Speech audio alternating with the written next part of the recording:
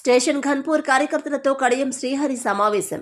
Party మారుదామా వద్దా అని కార్యకర్తలను అడిగిన కడియం, బీఆర్ఎస్ పార్టీలోనే ఉంటే కార్యకర్తలకు నియోజకవర్గ అభివృద్ధి చేసుకోలేమని కడియంకు చెప్పిన కార్యకర్తలు, నేను పార్టీ మారుతున్నానంటే బీఆర్ఎస్ పార్టీకి భయం ఎందుకు? పసునూరి దయాకర్, ఆరూరి రమేష్ పార్టీ మారితే లేని అభ్యంతరం నా విషయంలో ఎందుకు అన్న కడియం, కాంగ్రెస్ నేతలే నా వద్దకు వచ్చి పార్టీలోకి రావాలని ఆహ్వానించారు. నా కుమార్తె కడియం కావ్యకు ఎంపీ టికెట్ ఇస్తామని కాంగ్రెస్ హామీ ఇచ్చింది. ఉద్యమకారులకు కేసీఆర్ చేసిందేమీ లేదన్న కార్యకర్తలు, ఒక్కరోజు కేసీఆర్, కేటీఆర్ ఉద్యమకారులను దగ్గరకు కూడా రానివ్వలేదని అన్నారు.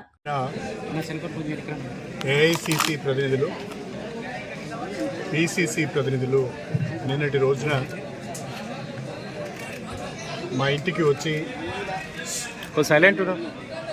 కాంగ్రెస్ పార్టీలోకి రావాలని వారు ఆహ్వానించడం జరిగింది.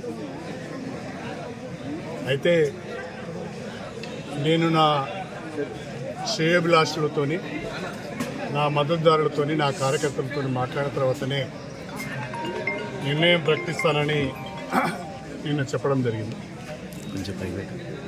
అందులో భాగంగానే ఈరోజు స్టేషన్ ఘన్పూర్ నియోజకవర్గానికి సంబంధించిన గత 30 సంవత్సరాలుగా నా రాజకీయ ప్రస్థానంలో నాతో కలిసి నడిచిన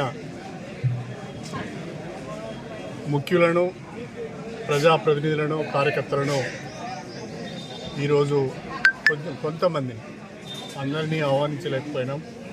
షార్ట్ టైం ఉన్నది కాబట్టి అందరికీ చెప్పలేకపోయినాం. కానీ తెలుసుకొని చాలామంది వచ్చారు. ఊహించిన దానికంటే ఎక్కువ మంది వచ్చారు. దాదాపు ఒక 1000 మంది వరకు ఇలా ప్రతినిధులు, అందరూ కూడా ప్రతినిధులే పాల్గొన్నారు.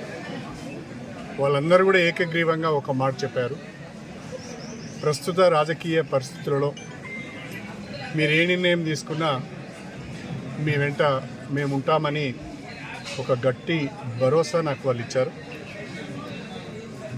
వాళ్ళందరికీ కూడా నేను హృదయపూర్వకంగా కృతజ్ఞతలు తెలియజేసుకుంటున్నా. నేను ఈరోజు సాయంకాలం 4 గంటల ప్రాంతంలో కానీ 5 గంటల ప్రాంతంలో కానీ విలేకరుల సమావేశాన్ని ప్రత్యేకంగా పెట్టి అన్ని విషయాలు వివరంగా చెప్తాను. Thank you sir. ఎప్పుడు చేరుతున్నారు సార్? సాయంకాలం.